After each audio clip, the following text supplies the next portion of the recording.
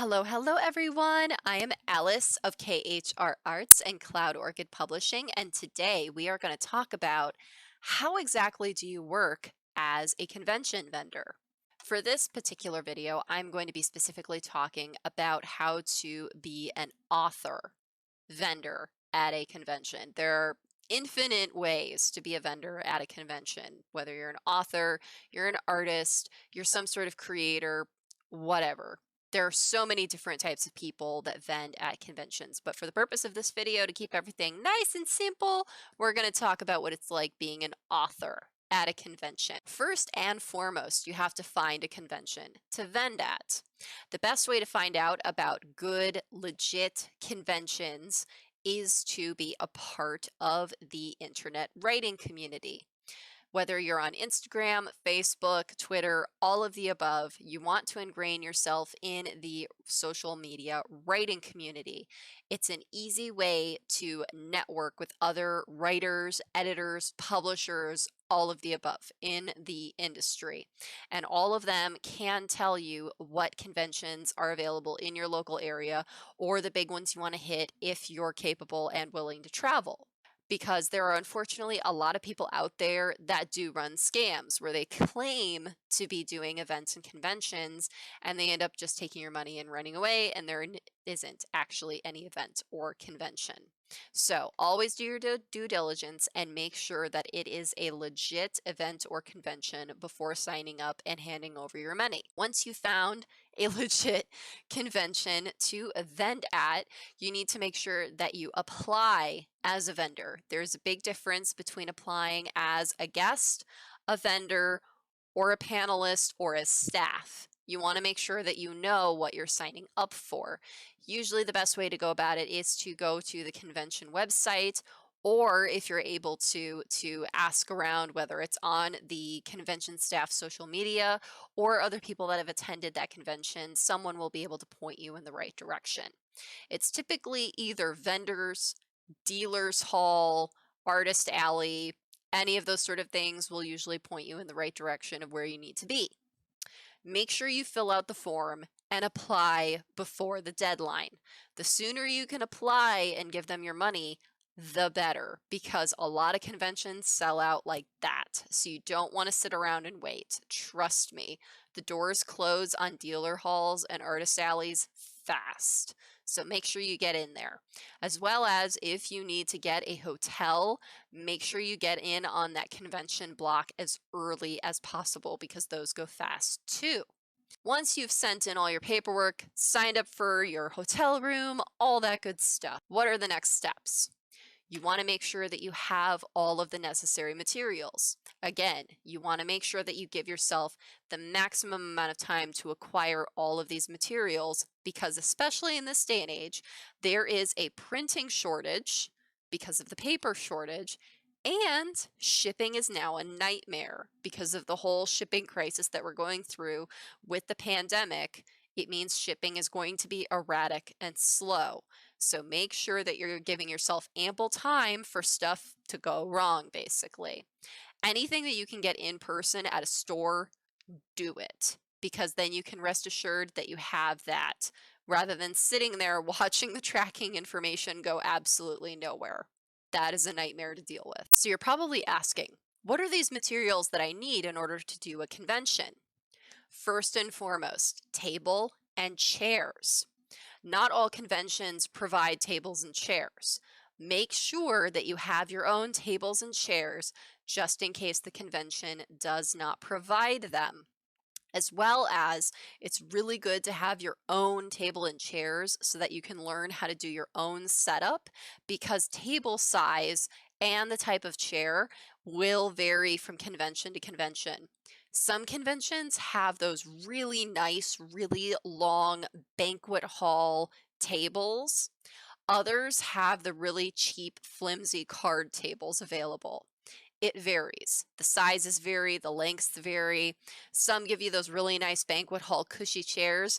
Others, it's going to be a really hard, uncomfortable metal folding chair.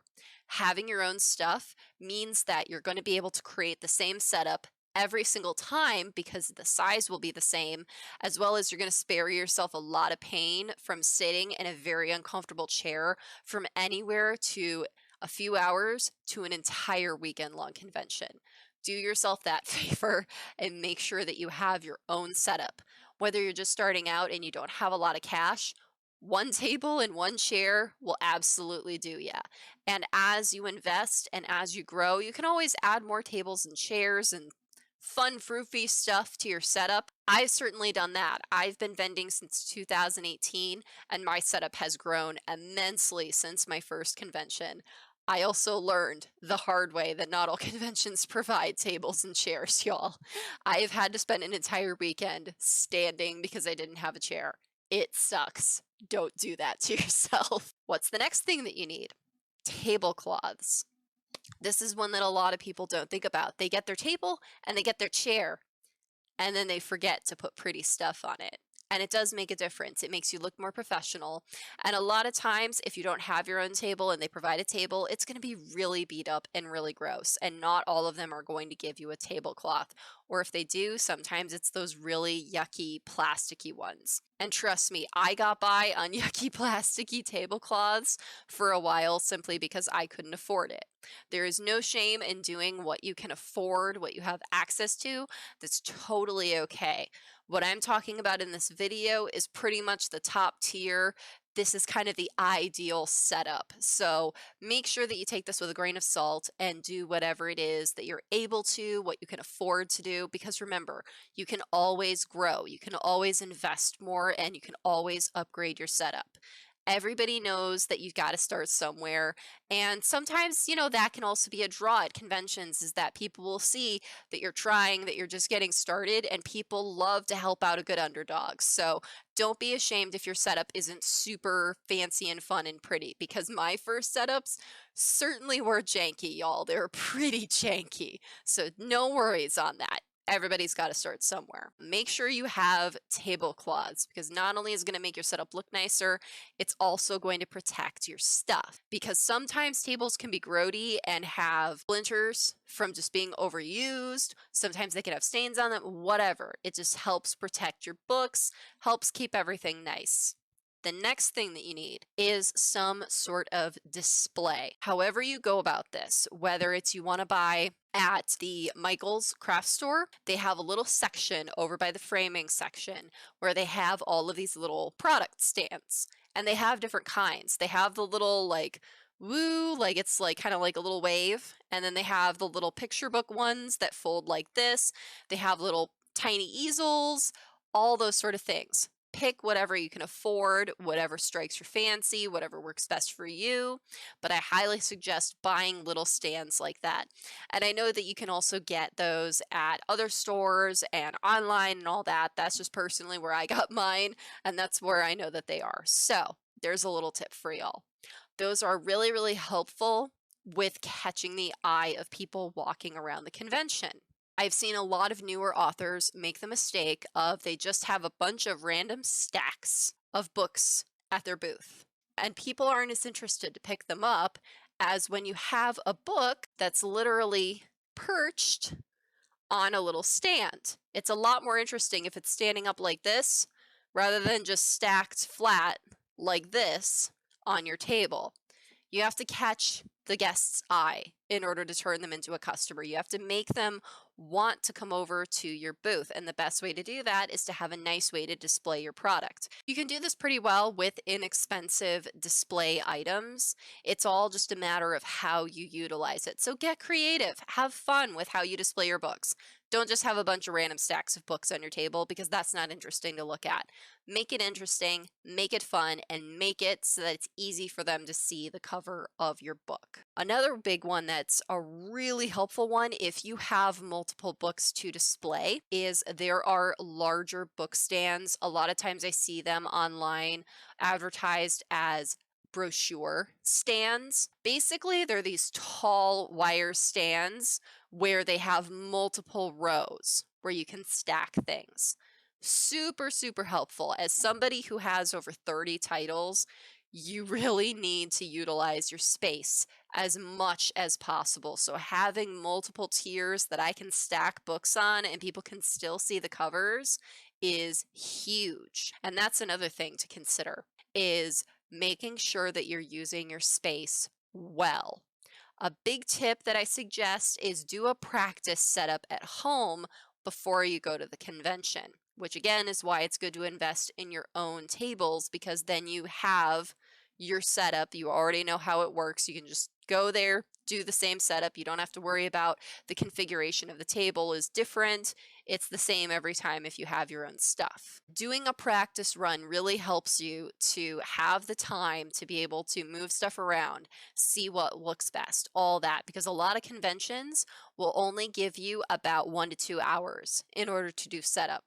The big weekend conventions oftentimes will give you an entire half day or even an entire day to let you set up beforehand. Those are oftentimes a lot of the big conventions where they have the massive booths that have tons of stuff and they have the clothing people that have the giant racks that go up to the ceiling, all that stuff. Those people can't set up in an hour, let me tell you. That's the difference between the two events is how much time they're going to give you to set up. Knowing how your setup goes ahead of time is going to save you a lot of time and a lot of anxiety. Figure out how all of that is going to look before going into the convention.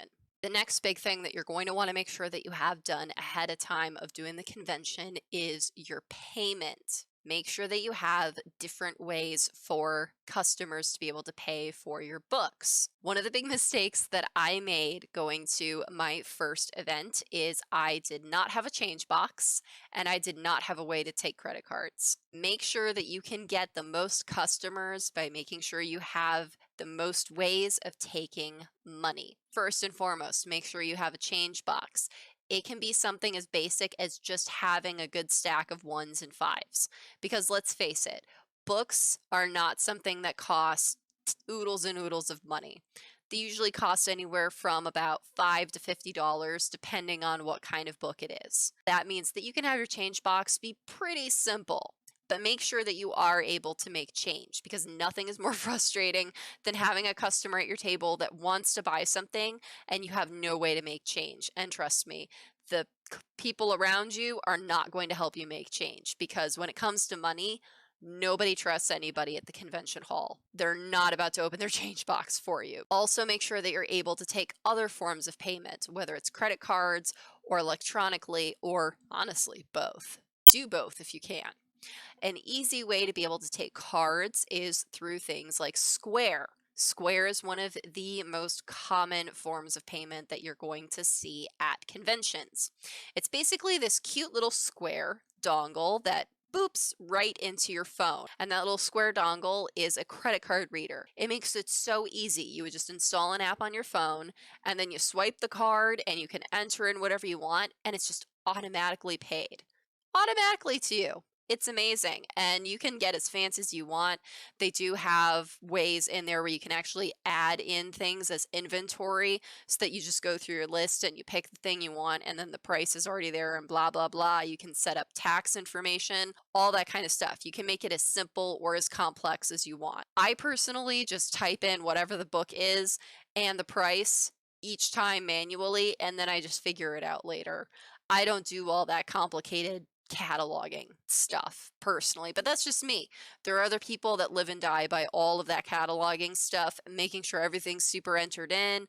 Do whatever works best for you, but I highly, highly recommend getting Square, especially if you're going to be a regular on the convention circuit. And just FYI, I am not sponsored by Square or any of the things that I suggest in this video. These are just the things that I personally use or things that I've noticed that a lot of people at conventions use. So just FYI on that. The next thing is electronic payment. So this means Zelle, Venmo, PayPal, Cash App, Circle, whatever of those that you want to use, I suggest having at least one or two to be able to offer people at conventions because a lot of money passes through conventions, y'all. People get overexcited and they buy way too much stuff at conventions.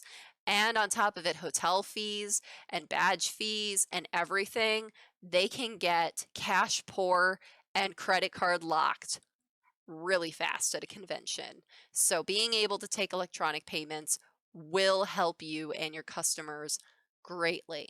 As well as there are a lot of people these days who are moving more toward that they only use digital payment. They don't have a credit card and they don't believe in using cash. Make sure that you're able to take multiple forms of money at a convention and making sure that you have your cash box ready to go. Make sure you have Square installed and ready to go. Make sure that you're signed in and you have access to those cash apps. Make sure you have all of that set up and ready to go before the convention, because nothing is more embarrassing than sitting there while a customer is trying to interact with you and pay you, and you're trying to log into stuff and make stuff work, or you're realizing that your change box is empty. You don't want to be that person. It's embarrassing and it sucks, and you're probably going to lose out on a sale. The last major thing for what I would say a basic booth setup is that you want to make sure that you do is personalization. So many people don't really think about this until later in the game, but make your booth your own. A big part of building your brand is also so that people recognize your booth when they see you at conventions. Because on these convention circuits, you're going to see a lot of the same faces over and over and over again. There are a lot of people where they literally make their whole living on the convention circuit.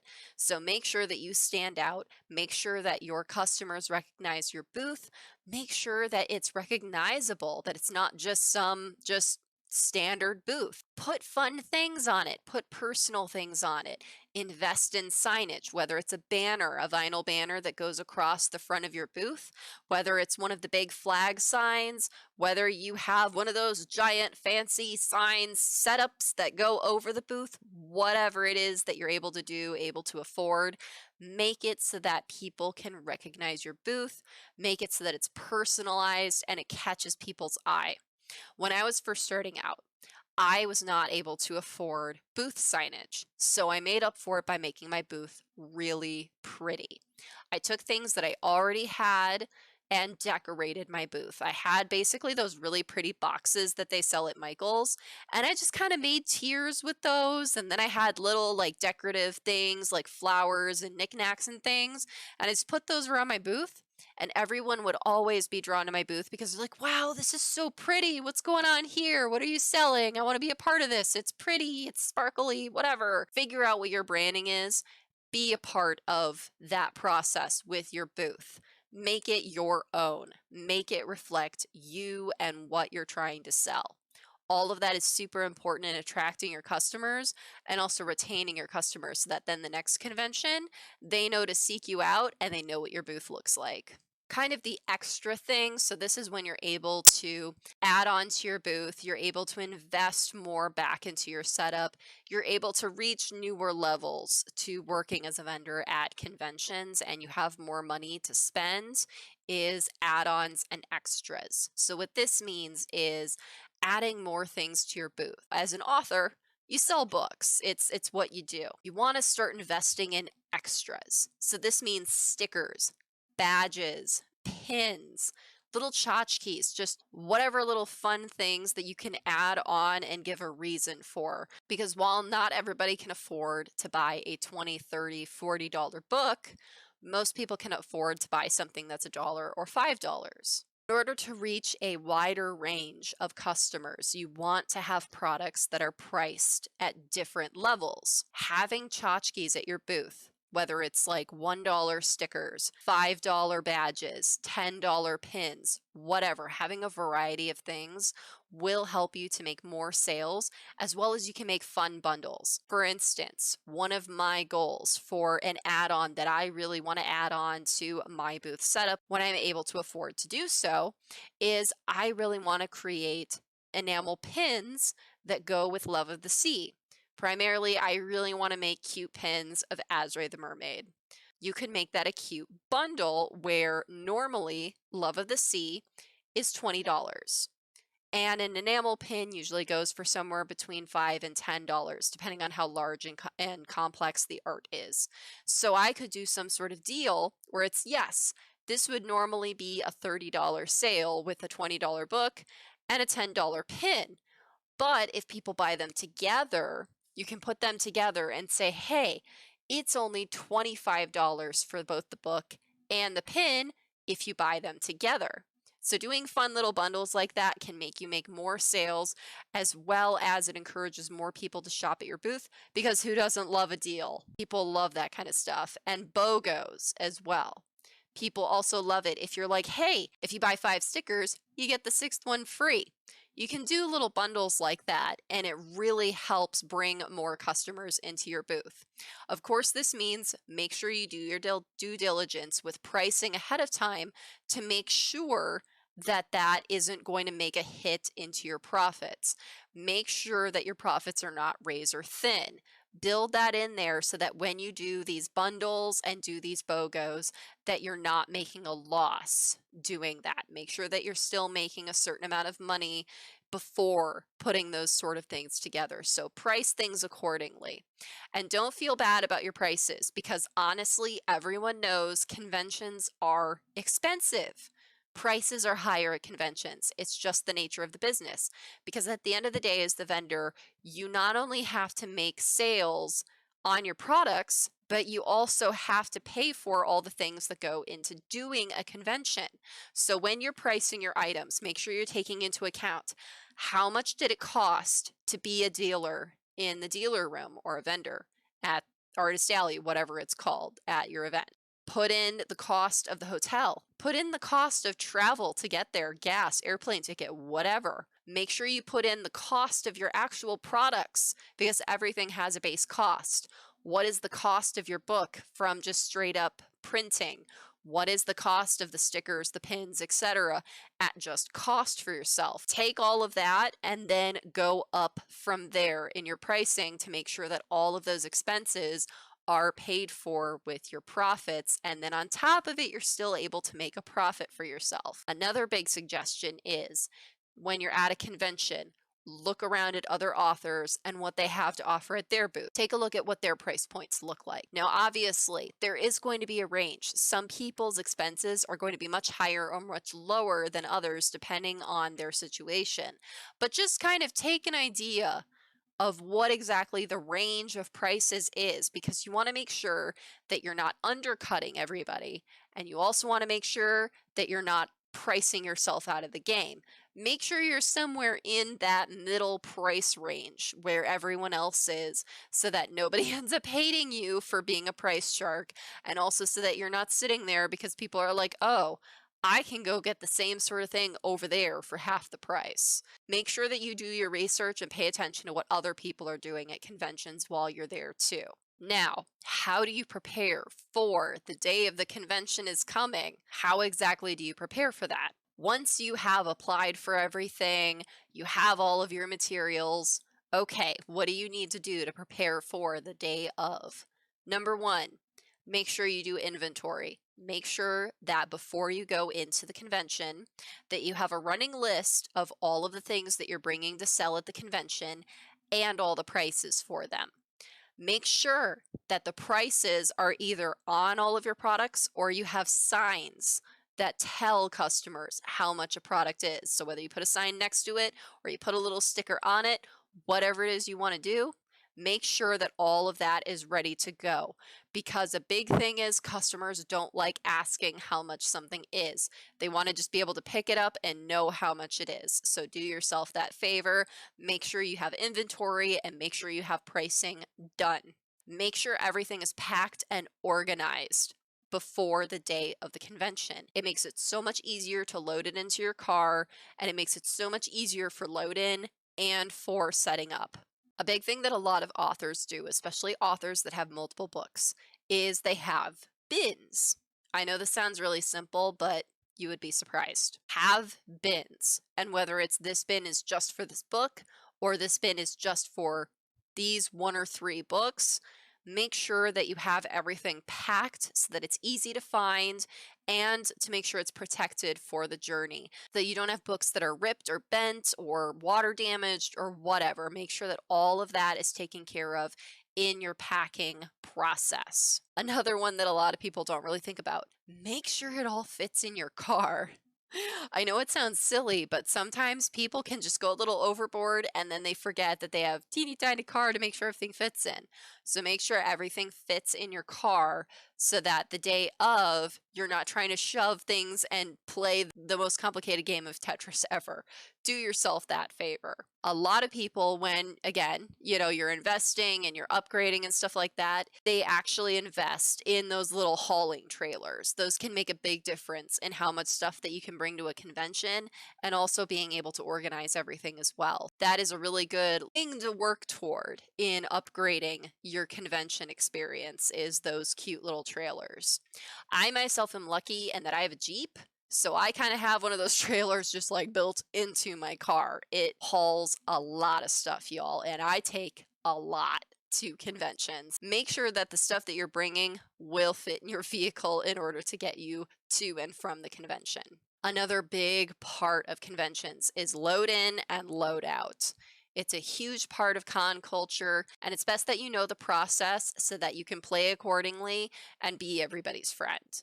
Because it's a small world after all at conventions. As I said previously, you're going to see a lot of the same people at the conventions over and over again, and you want to make sure that at the very least, nobody really notices you because you don't want to be a bother. You don't want to be that annoying person that's not following the rules or doesn't know what they're supposed to be doing. You want to make sure that you're doing what everybody else is doing to make everybody's load in and load out a lot easier.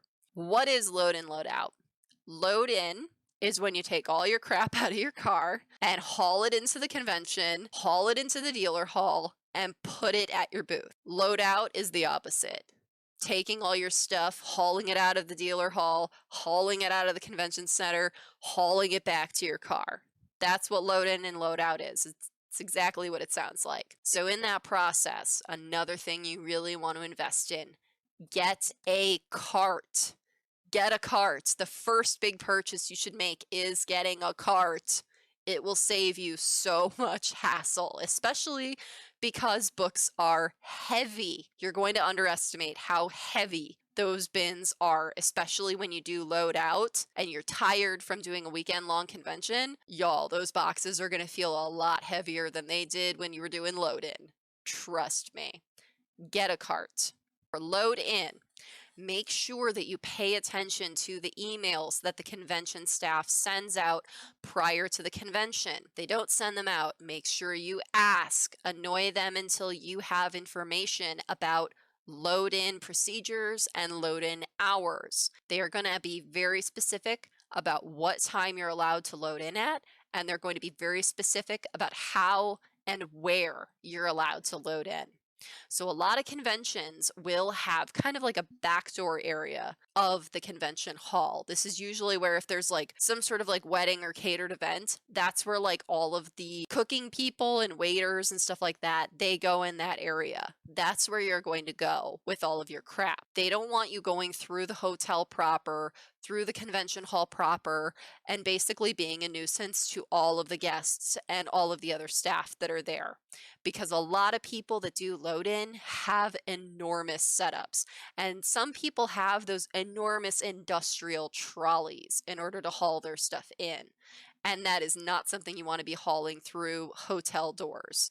They'll get very upset at you if you try to haul stuff in through there. And the time is also very important because not only is it that they want to make sure that you're not trying to haul all your stuff in at the same time as there's 1,000, 5,000, 10,000 guests milling around, they also want to make sure that you have enough time to set up before doors open. So absolutely make sure you are on time for load in. In fact, what a lot of people do that is highly recommended, get there early and sit in your car and wait until it's time for load in. That is a big thing that a lot of people do, not just to make sure that they're on time, but also to make sure you can get a good parking spot because they're going to go fast, especially with people that have large vehicles like trucks, trailers, and even buses. Yes, buses and RVs. I've even seen RVs. So make sure you get there early so that you can get a good parking spot and to make sure that you are ready to go for load in time. If you're not sure exactly when load in starts, Sit in your car and then wait for the big parade to begin. That's your cue to get out of your car and to get started. It's basically once you see other people getting out of their cars and they're unloading and they're starting to all push their trolleys somewhere. If you're not exactly sure of where you're supposed to push your stuff, follow the leader. Follow what everybody else is doing.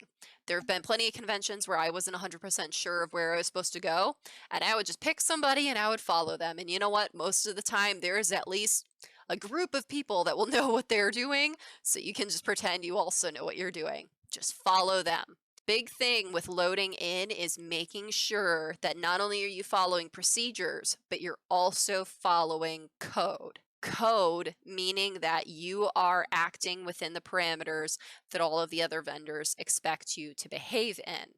This is the big part of you want to either be invisible or liked. You don't want to be that person who's considered annoying. Some of the big easy things is obviously, if you don't know what you're doing, politely ask somebody who is not struggling with a thing. So if there's somebody who's just pulling their stuff along or they've kind of stopped what they're doing for a second, feel free to go up and ask them. If they're obviously struggling with something really heavy or they're trying to open a door or whatever have you, they're obviously preoccupied with something, do not bother them because the chances of them hurting themselves or hurting their products is very high and they will be really angry with you. And at the very least, it's going to be annoying and they're going to hate you. So don't do that. Make sure that you are very conscientious. If you have to ask someone a question, be aware of what they're doing. When you're actually loading in your stuff, make sure there's a good amount of space between you and the person in front of you. It's basically a parade. Everybody's going to the same place. Everybody's going to get there. Do not pretend it's a race. Do not pretend it's a race. Do not rush anybody. You will get there. You will get your stuff in there. Take a breath. It'll be okay. Trust me, I promise you, you are not the person that has the most crap they have to unload. There are people that are going to be there that are going to have massive setups, so don't worry about it. Be polite. Make sure there's a good buffer between you and the person in front of you. Not only is it about being polite, it's also about safety because sometimes these trolleys can be very heavy and sometimes they can get out of control and start to roll backward. You don't want to cause a collision because you're following someone too close. Make sure there's a good amount of space between you and them. And then, of course, make sure you're ready to help. Vendors often band together. They're there as a team. We're all there as a team. Even if we don't know each other, we got each other's backs. So make sure if you see someone struggling, offer to help. If you see someone who needs a door held for them, do it. Because likely you're going to be struggling, you're going to need a door held, and they're going to do the same thing for you. So be a team player. If you see someone that needs help, feel free to help out. Once you get in to your area, where once you get into the hall, the tables are going to be marked, whether it's they're going to have your actual name that you registered on the table, or there's going to be a number. There will also be a convention staff person there with a clipboard, so look for whoever has the clipboard and ask them where you're supposed to be. They will be able to point you to where your area or your table is. Make sure that you know the parameters of your space. Do not go outside your space. Basically, whether it's they've taped down, sometimes they will tape down an actual box around your space, or if it's basically an imaginary box of your space. Respect the box. Sometimes you can get away with asking your neighbors if you notice that your setup is a bit more grand than theirs. You can politely ask them if it's okay with them if you encroach a little bit. Respect the yes or the no, either way, and adjust accordingly. Because let's face it, some are going to encroach on each other a little bit. Nobody's box is going to be perfect. But as long as you are respectful and cordial with your neighbors, it'll be okay. The biggest thing is you want to make sure that everyone is able to get in and out of their booth. So that means there needs to be some sort of walkway between the tables, and there needs to be space for the guests to gather and potentially become customers in front of your booth. You don't want anybody blocking anyone else's booth or blocking the way for customers to get in. That's extremely rude. There have been instances, not very many, very few, where people have been oblivious of the people in front of their booth and they have blocked other people's booths, and guess what? They get blacklisted. It's not a good thing to do. It's really rude to prevent other people from getting business just because you have too many people gathered around your booth. Make sure you're aware of your space. And of course, as I said before, with nobody's going to open their change box for you, the same thing applies with your personal belongings. The chances of something being stolen during load in or load out are very low, but they can still happen. They're very discouraged at these events because it's a small world after all, and everybody knows everybody, and the thief is going to be sussed out eventually. But be smart. It is safe anyway, as safe as possible, to leave your belongings at your booth during load in and load out, because during load in and load out, there are only going to be vendors allowed in the vendor hall. Customers are not allowed to come in. That's why load in and load out time are so important, because the hall is closed. However, if you have like your purse or your wallet or something that's valuable, don't just leave it out sitting on your table, sitting on your booth. I recommend carrying it with you at all times. For conventions, I most of the time use my backpack purse because I can just put it on and just forget about it and just schlep around with it on my back while I'm carrying everything else. As well as another big one is have a lanyard for your car keys. It makes it so much easier with all the loading in and loading out so that you don't have to constantly futz around with your purse, futz around in your pockets, worrying about dropping your keys, all that stuff. Put a lanyard around your neck, put your keys on the lanyard, and then they're right there for getting in and out of the car with load in and load out. It just makes it a lot easier. With your booth setup, make sure that everything is accessible for you.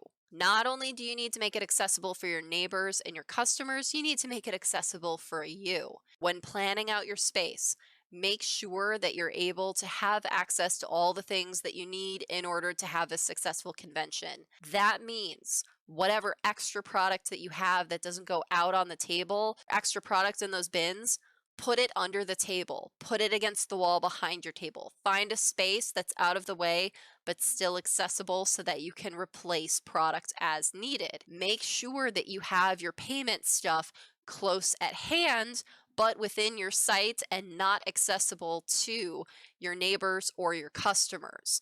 I personally like to keep my payment stuff under one of my displays so that it's basically accessible to me because I'm behind the booth, but the customer can't get to it because they're on the other side of the display. Make sure that you have your cash box, your little dongles that you need to put into your phone or your laptop in order to take credit cards and electronic payments and all that. Make sure you have that close at hand. Make sure also a big thing, pack water and snacks. It's going to be a long day. Even if it's only a one-day convention, it's still going to be a long day. Make sure you pack nourishment for yourself and keep that close at hand.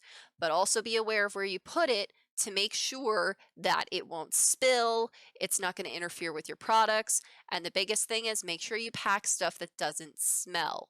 You don't want to deter any customers at your booth or the booths around you by packing something that smells. So like for instance, don't pack a tuna sandwich. Don't pack anything with onions. Be courteous of everybody. They don't want smelly food in the dealer hall. Pack stuff like fruits, chips, popcorn, simple things that are not going to smell, that are not going to spoil, and that are easy to eat. So something that's going to be super easy for you to be able to take a bite, put it down, deal with people, take another bite, all that stuff, because that's what you're going to be doing. You're not going to have a dedicated amount of time where you can actually sit down and eat a meal at a convention. So make sure you have stuff that's easy for you to eat throughout the day. Make sure that you reduce the amount of stuff that you have at your booth. So whatever setup stuff that you have that you don't need for the actual convention. So for instance, your cart. You don't need that at your booth unless you have a lot of space and you're able to put it away somewhere. A big thing I recommend is anything that you don't need for the actual convention itself, leave it in your car. As long as it's not something that's of value that somebody's going to want to break your window and steal. Otherwise, then yes, keep it at your booth. But something like a cart, no one is going to steal a cart. Leave it in your car because space is at a premium.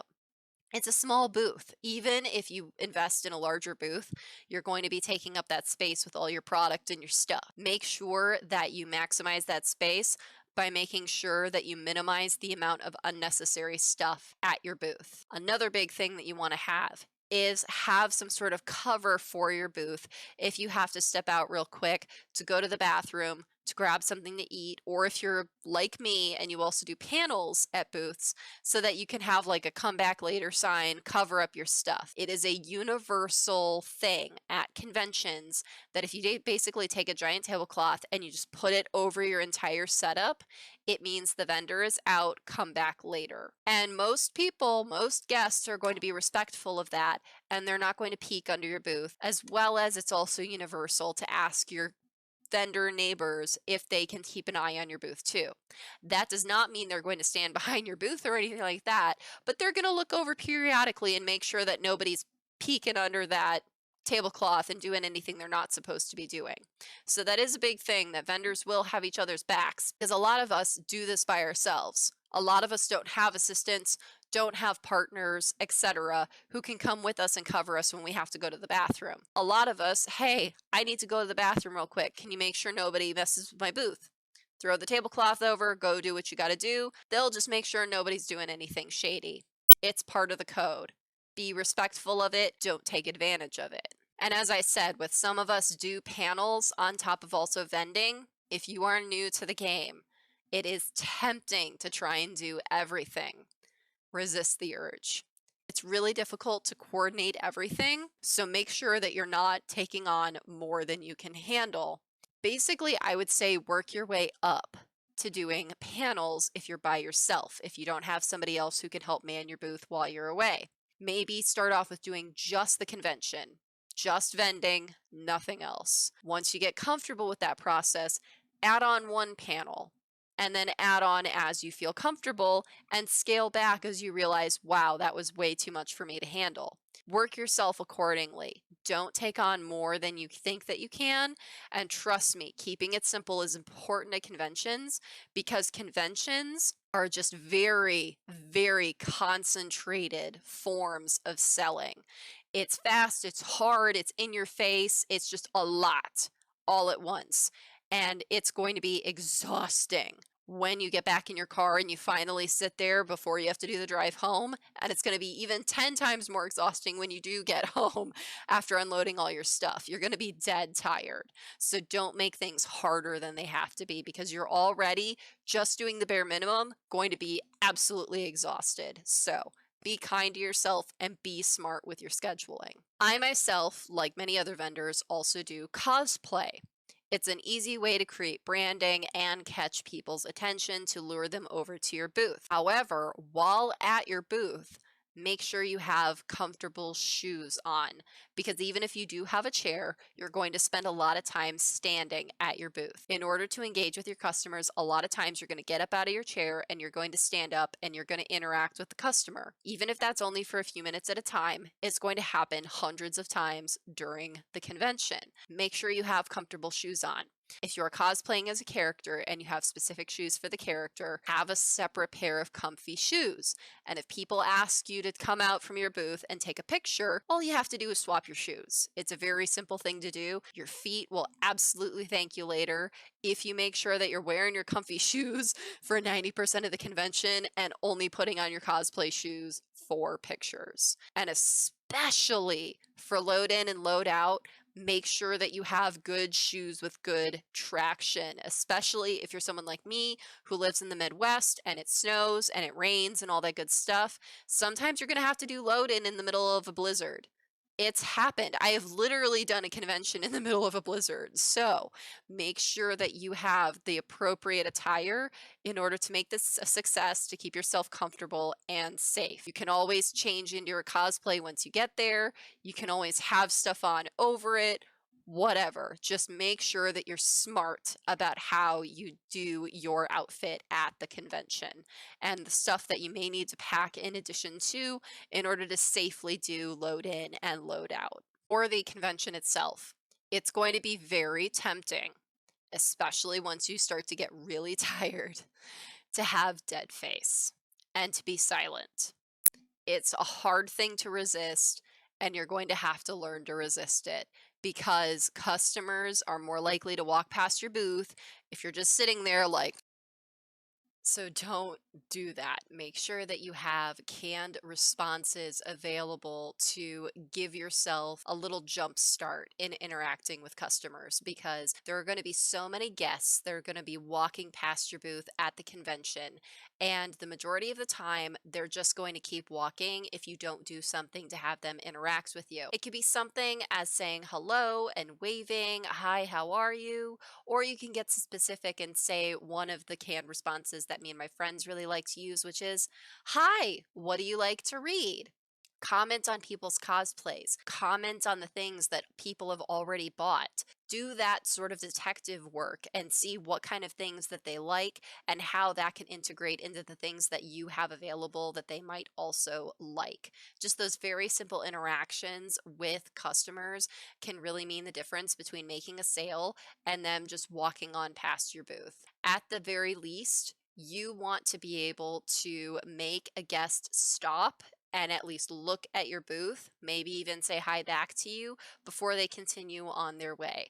Because even if they don't interact with you on that first pass, there are a lot of guests that like to make a loop around the convention and then come back to the booths that they were most interested in and do multiple laps. So don't be discouraged if people ignore you initially. A lot of people are doing those first loops, but it is good to still make sure that you're doing engagement and not just sitting there with dead face because it's just not appealing and it's really going to deter customers from stopping and talking to you.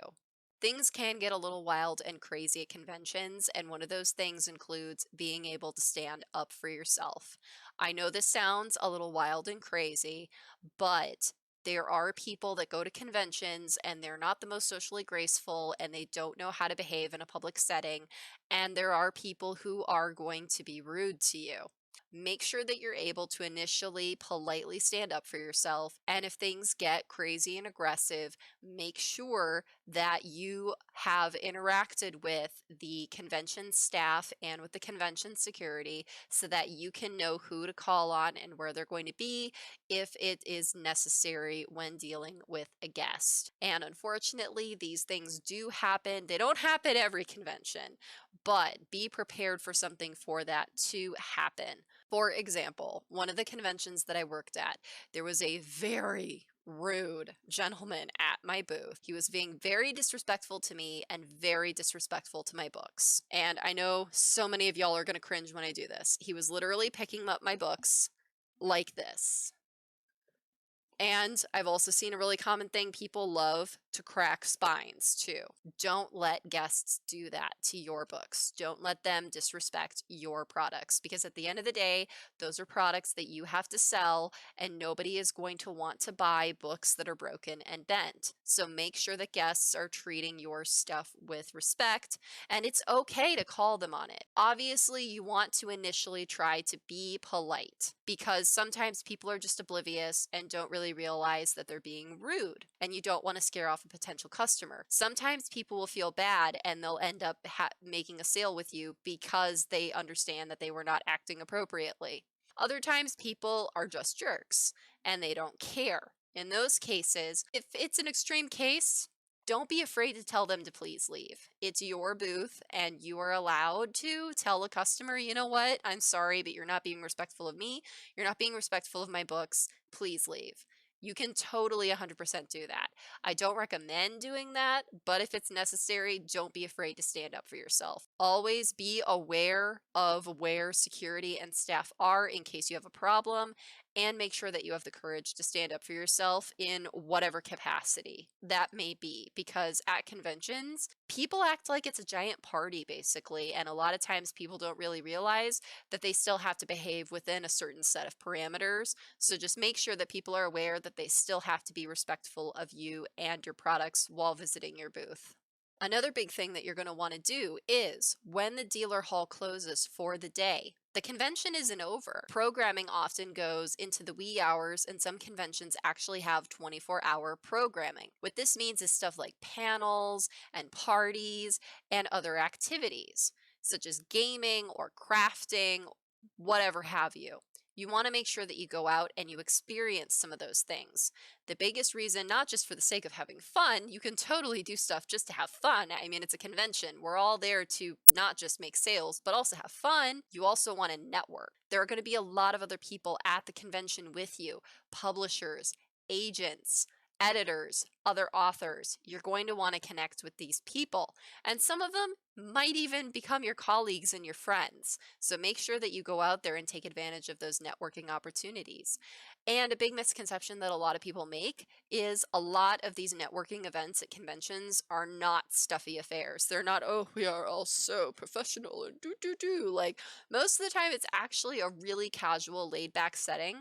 And some of them are even some of the private party rooms in people's hotel rooms where there is partying and drinking involved. Of course, you don't have to drink in order to have a good time and network. That is something that you are going to experience with the people around you, so be prepared for that. Do whatever is at your comfort level, but also make sure that you're taking advantage of these opportunities in order to grow as an author. Because as they say, no one person is an island. You need a community in order to help you in this industry, so make sure you're taking advantage of that. Last but not least, loadout. You're going to be so tired, y'all. You are going to be unbelievably tired. You're going to be incredibly sore. You have to resist the urge to just throw everything in random boxes, throw it in your car, and call it a day. As tempting as that is, do yourself this one last favor. Pack up everything as nicely and organized as it was when you did load in. It's going to help you a lot when you get home, because as tired as you think you are at loadout, once you actually get back home, you're going to be 10 times more tired than you even were in the first place. It's crazy how fast the tired escalates, y'all. I'm telling you. Do yourself that favor and make sure that you pack up everything as neat and organized, or as close anyway that you can, as neat and organized as possible. Also with loadout, the same as load in. Be respectful of the convention hall and be respectful of your fellow vendors. Make sure that while you are breaking down and doing loadout, that you are not blocking the thoroughfare for other people to be able to load out. So what that means is there's going to be those aisles between booths, between spaces, to and from the door. Make sure that while you're breaking down that you're not blocking the way, or if you are, make sure that you can quickly move your stuff out of the way for people that want to get through to load out their stuff. You don't want to be a clog in the pipeline because people will get really angry with you. Also, make sure that you are respectful of the convention space. Make sure that the table and chairs are as you found them.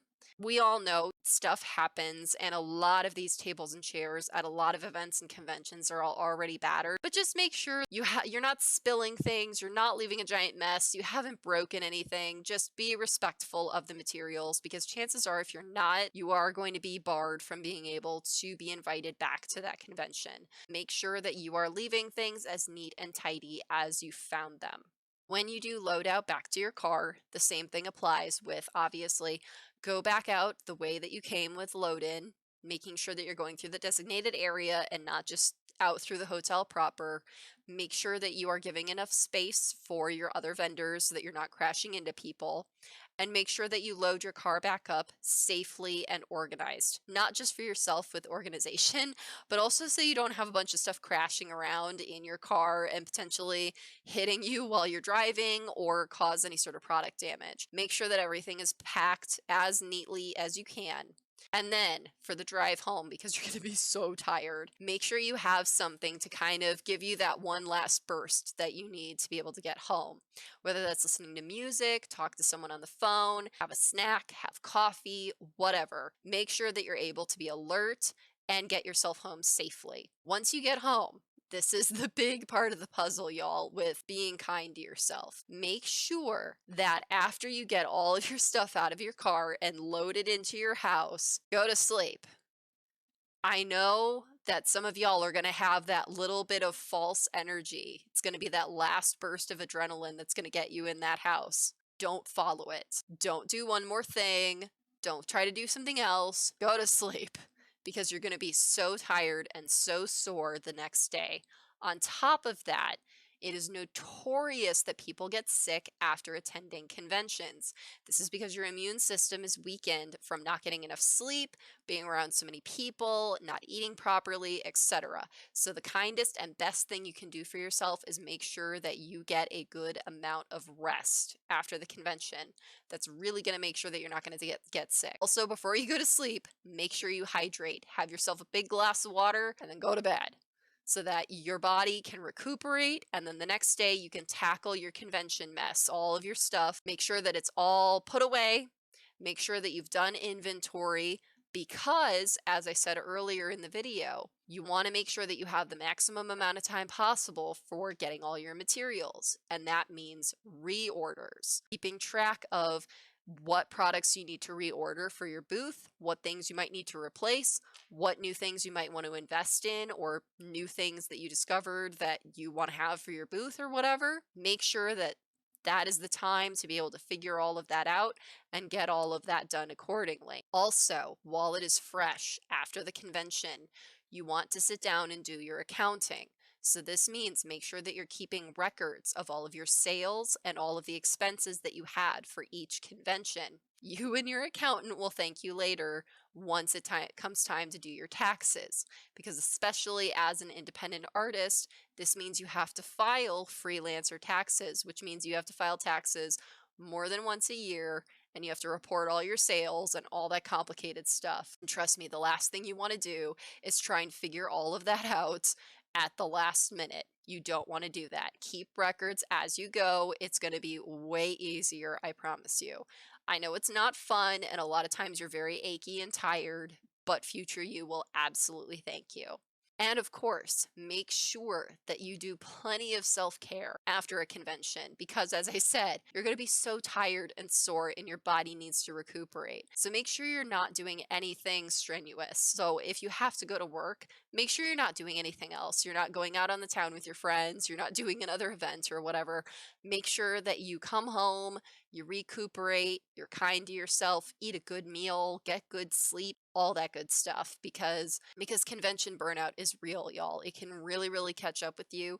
You can get very sick. So make sure that you're taking care of yourself because doing a convention is a big deal. So I hope this has been helpful for all of you. As always, this is based on my personal experience and the experience of those that I know personally. If y'all have any questions or comments or some tips and tricks of your own, please do leave them in the comments below. And I want to thank y'all so much for watching. Take care. Bye bye.